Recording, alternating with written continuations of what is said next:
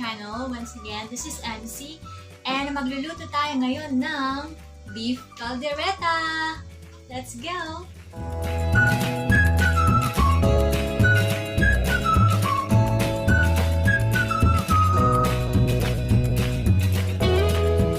So ito lang mga sangkap na ating gagamitin.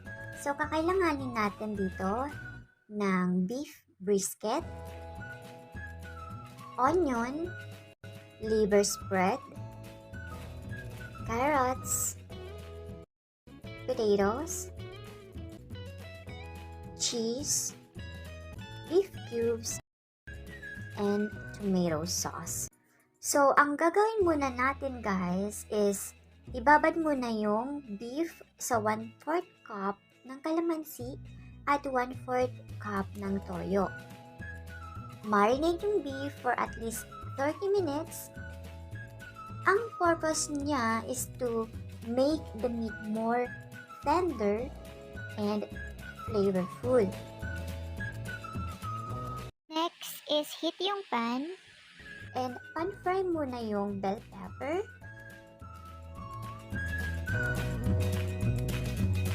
hanguin,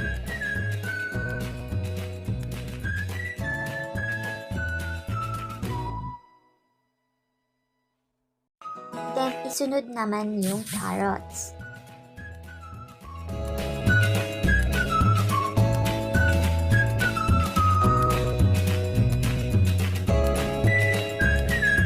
Hanguin natin and then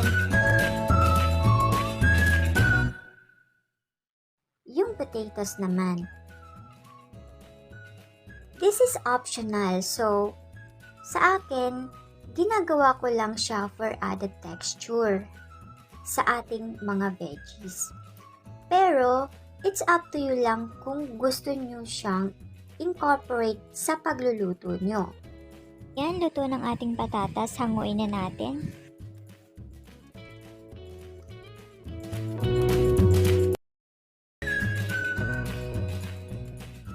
So, i-heat na natin yung pressure cooker. Gagamit tayo ng pressure cooker para mas madali nating mapalambot ang beef, and again, optional siya. Kung wala kayong pressure cooker, pwede naman kayong mag-slow cook. Kaso, ang cooking time will take up to 2 to 3 hours. So, heat na yung pressure cooker. Then, isaute na natin yung mga aromatics. Yung onion,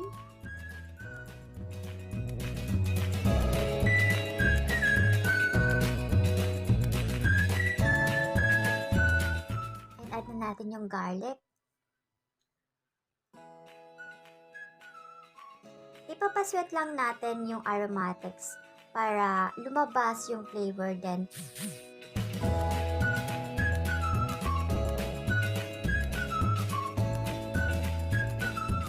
Isunod natin ang ating marinated beef. I-sear lang natin ang ating beef until mag-brown.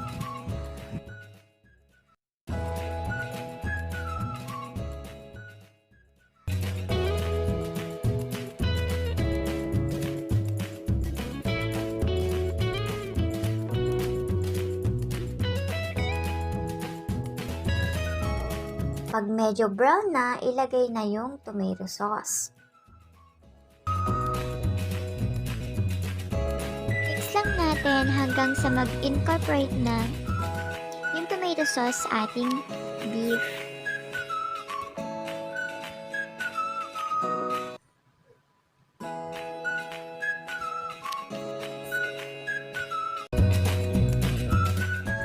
Ihalo na rin natin yung beef broth and bay leaf.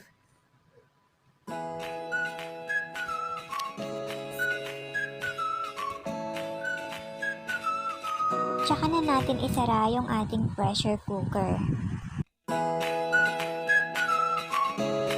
And then guys, hintayin lang natin mag-whistle. Pag nag-whistle na si pressure cooker, at tsaka lang natin mag-start mag-timer. So, ang cooking time nito is about 25 to 30 minutes. So, after 25 to 30 minutes, huwag muna natin bubuksan ang pressure cooker and make sure na wala ng pressure at medyo nag-cool down na ito. Pag nag-cool down ang ating pressure cooker and bumaba na yung lock, tsaka natin buksan and test natin kung malambot na ba yung ating beef. Take note guys na huwag pwersahing buksan ang pressure cooker pag nakalak pa ito. Ang tendency is sasabog siya. Kung nagmamadali naman kayo, pwede nyo siyang ilagay sa running water para mas mapabilis bumaba yung lock. Ayan, malambot ng ating baka. So, isunod na natin ang ating reno.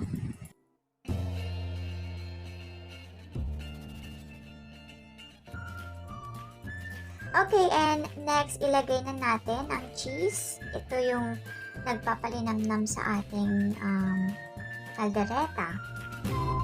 Haluin lang natin.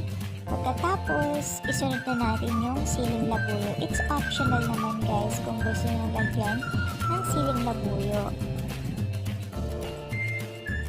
Siyempre, since luto na ang ating caldereta, ilagay na natin ang ating mga veggies na napan-fry kanina. Haluin lang natin.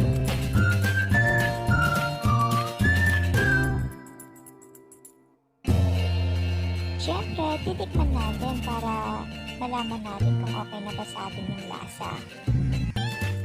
Para sa akin, okay na yung lasa, so pwede ko nang patayin yung apoy.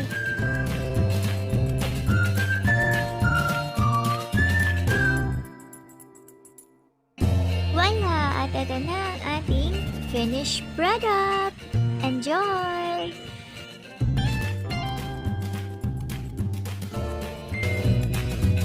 And I hope guys nagustuhan yung aking video. And please don't forget to like and subscribe. And also guys, huwag niyong kalimutan i-click yung notification bell para ma-notify kayo sa mga susunod pang video.